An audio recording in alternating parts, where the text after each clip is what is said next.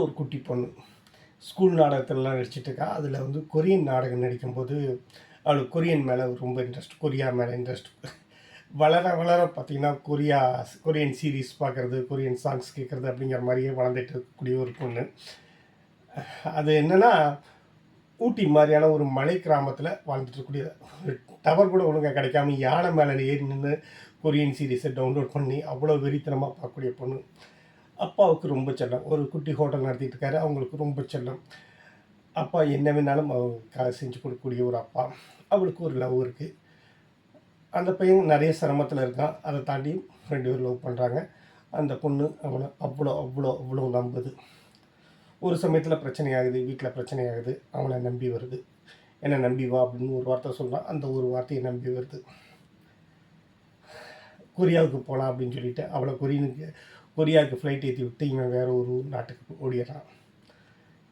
அப்பாவுக்கும் துரோகம் பண்ணியாச்சு, கொரியாவுக்கு போயாச்சு, நடுத்தருவில் நின்னாச்சு. பாசைகள் எதுவும் தெரியாது, யாரையுமே தெரியாது. அங்கே அந்த பொண்ணு எப்படி சர்வை பண்ணும்? அதாங்க இந்த படத்தோட கதை. ஹாய்ங்க, நான் உங்கள் கவின். நான் இந்த சொல்லக்கூடிய படம் நினைக்கிட்டா மேட் இன் கொரியா. நான் இப்போ சொன்ன கதையை கேட்டுட்டு நீங்கள் பயங்கர சோகமாக இருக்கும் எப்படி அப்படிங்கிற மாதிரி நீங்கள் நினச்சிங்கன்னா சாரி. இந்த படம் செம்ம ஜாலியாக இருக்கும். இந்த படம் ஓடிச்சா ஓடலையா அப்படிங்கிற கவலையெல்லாம் விட்டுட்டு நீங்கள் ஒரு படம் எந்த விதமான வில்லத்தனமும் இல்லாமல், எந்த விதமான வன்மமும் இல்லாமல், எந்த விதமான வக்கரமும் இல்லாமல் ஒரு அழகான படத்தை பார்க்கணும்னு நினச்சிங்கன்னா இந்த படத்தை பார்க்கலாம்.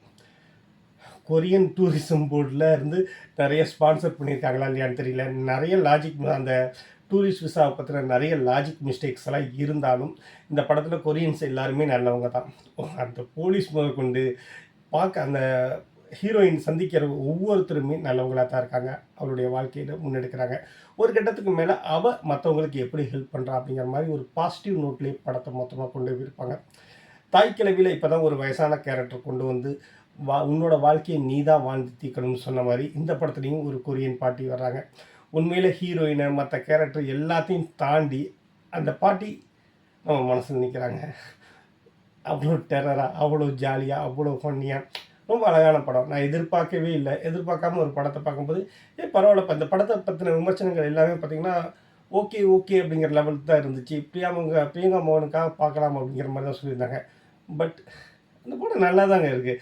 தேட்டரில் ரிலீஸ் ஆச்சா என்னன்னு தெரியல. பெருசாக நான் போஸ்டர் எதுவுமே பார்க்கல. ட்ரெய்லர் ஏதோ பார்த்த ஞாபகம், அவ்வளோதான்.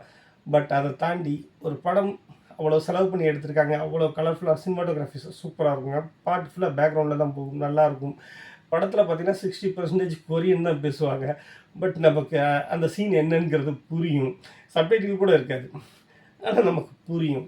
அந்த மாதிரி ஒரு படத்தை வந்து ரொம்ப அழகாக, ரொம்ப ப்ரெசன்டபுளாக கொடுக்கும்போது இந்த மாதிரியான படங்கள் ஏன் ஓட மாட்டேங்குது அப்படிங்கிறது தெரியல. ரத்த சகதியாக இல்லைன்னா ஒரு துரோகத்தை பற்றி எழுதக்கூடிய படங்கள் தொடர்ச்சி 1000 கோடி ரூபா வசூல் பண்ணுறதும், ஒரு வாழ்க்கையை ரொம்ப நம்பிக்கையாக எதிர்கொள்ளுங்க. நீங்கள் நம்பிக்கையாக நீங்கள் சரியாக இருந்தீங்கன்னா அந்த வாழ்க்கை உங்களுக்கு நல்லதை மட்டும்தான் கொடுக்கும் அப்படின்னு ஒரு பாசிட்டிவாக சொல்லக்கூடிய விஷயங்கள் அந்த படங்கள் ஏன் ஓட மாட்டேங்குது அப்படிங்கிறது தெரியவே இல்லை. இது தமிழ் சினிமாவில் ஆரம்ப காலகட்டத்திலேருந்தே இதே ஒரு புகார் தான் இருந்துட்டுருக்கு. நல்ல படங்கள் வரும்போது தேட்டர் ரிலீஸ் ஆகும்போது அதை பற்றி கவனிக்காமல் விட்டுறது. ஒரு 5 வருஷம் கழிச்சு அது நல்லா தானே இருந்துச்சு, அப்படி அது ஹிட்டு தானே அப்படிங்கிறது நாமளே சொல்லி ஏமாற்றிக்கிறது. இந்த மாதிரியான விஷயங்கள் ஓடிக்கிட்டே தான் இருக்குது. உங்களுக்கு வாய்ப்பு இருந்தால் பாருங்கள். இப்போ நெட்ஃப்ளிக்ஸில் கூட ரிலீஸ் ஆகிருக்குன்னு நினைக்கிறேன். Made in Korea. பிரியங்கா மோகன் தவிர பெருசாக வேறு யாரையும் தெரியறதுக்கு வாய்ப்புகள் கிடையாது, அறிஞ்ச முகங்கள் கிடையாது. பட் இந்த படம் கண்டிப்பாக நீங்கள் ஒரு 10 நிமிஷம் பார்த்தீங்கனாலே உங்களை உள்ளே இழுத்துக்கும். உங்களை கொரியாவுக்கு கூட்டிகிட்டு போய் ஊரை சுற்றி காமிக்கும். அவ்வளோதான் சொல்ல முடியும். வாய்ப்பு இருக்கவங்க பாருங்கள். நன்றி.